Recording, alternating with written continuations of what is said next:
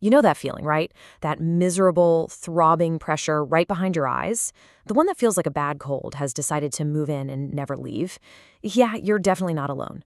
But what is actually going on in there? Is it a virus? Is it bacteria? And maybe the most important question of all, what really works to make it stop? So, in this explainer, we're going to break it all down. We'll kick things off by figuring out the difference between a short-term problem and a long-term battle. Then we'll get into your first line of defense and tackle the big questions around antibiotics and steroids. After that, we'll look at the advanced options. And finally, we'll talk about how this whole thing can really truly affect your life. All right, let's jump right in. The very first question we have to ask is, how long have your sinuses been driving you crazy? I mean, this is where it starts for pretty much everyone. You get a cold, you feel terrible, and then, well, the cold kind of goes away, but the pressure in your face, the stuffiness, that constant drip, it just sticks around. And you're sitting there thinking, is this ever going to end? Well, there's actually a medical term for it, rhinosinusitis, and the diagnosis is pretty specific. To officially have it, you need to have at least two of the classic symptoms.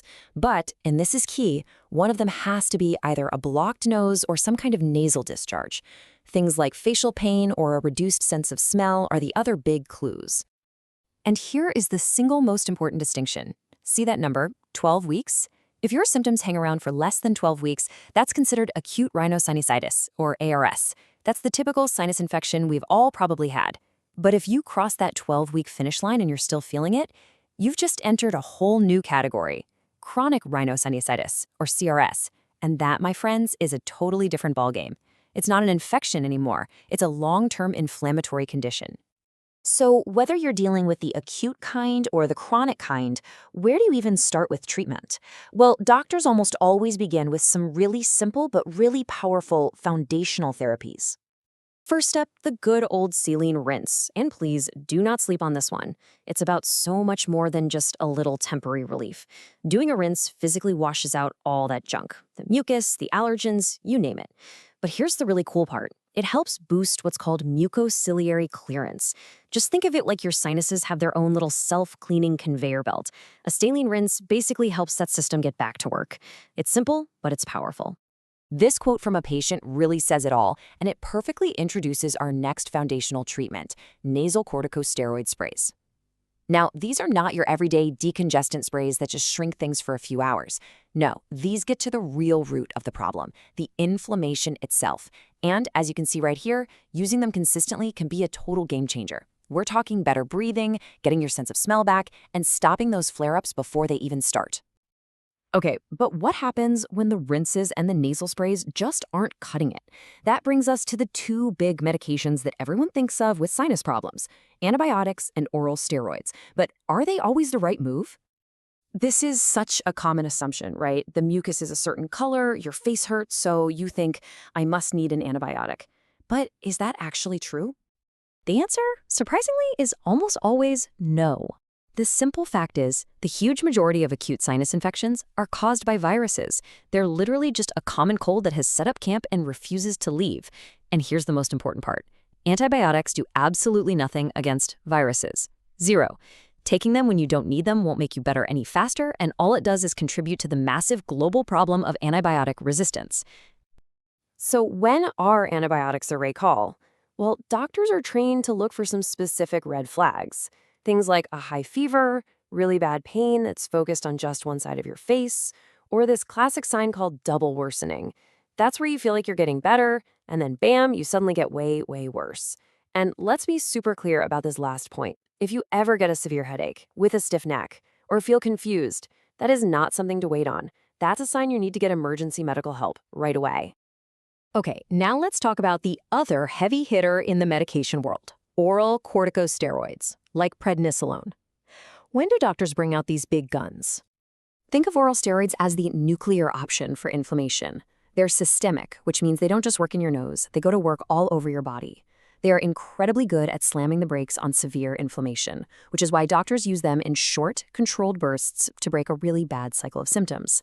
But because they're so powerful and they can have side effects, they have to be used really carefully. This is a short-term fix, not a long-term strategy. So what about when you have chronic rhinosinusitis? You've been doing the rinses, you've been using the sprays, but you're still suffering day in and day out. well, that's when it's time to start looking at some more advanced options. For people with really persistent, severe chronic sinusitis, there are two main paths forward. First, there's a newer class of drugs called biologics. These are pretty amazing. You can think of them like smart bombs. Instead of just reducing inflammation everywhere, they're designed to find and block the exact signals in your immune system that are causing all the trouble in your sinuses. The second option is surgery, specifically something called FESS. The easiest way to think of this is like a plumbing and ventilation job for your face. A surgeon uses tiny cameras and tools, goes in through your nose, and physically opens up your natural sinus pathways, clearing out blockages so everything can finally drain and breathe properly again. And you just can't overstate the impact these treatments can have. I mean, just read this. This person's experience with a biologic really shows you what's on the line. It's not just about a stuffy nose. It's about being able to breathe. It's about getting back a sense you lost. It's about fundamentally changing your quality of life. Okay, to wrap things up, let's touch on two really important parts of living with this condition. First, the absolutely devastating impact of losing your sense of smell, and second, what the evidence says about other kinds of therapies. This quote just hits so hard because it's so true. Losing your sense of smell isn't a small thing.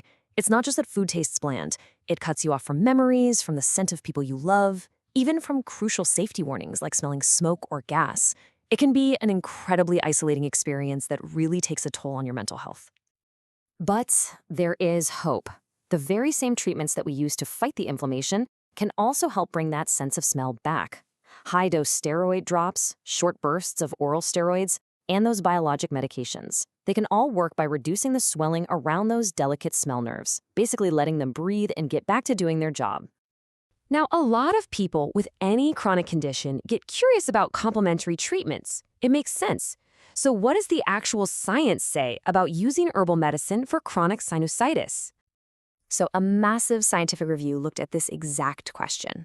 And what they found was, well, it's interesting. The data seems to show that herbal medicine might be a little bit better than conventional treatment, and that adding it to conventional treatment might also help. But, and you knew there was a but coming, the researchers graded the quality of that evidence as low to very low. So what does that mean for you? It means that while there might be something to it, the studies themselves just weren't very strong. So for now, the jury's still out. So after all of that, what's the big takeaway? You know, navigating sinusitis, especially the chronic kind, is a real journey. And that journey, it doesn't start with a pill. It starts with understanding. Understanding whether your problem is acute or chronic, knowing what each treatment is for, and being able to walk into your doctor's office and clearly explain what you're going through, that is the most powerful thing you can do. It's how you stop being just a patient and start being a partner in your own health. And that right there is the absolute best way to finally get on the path to breathing easier.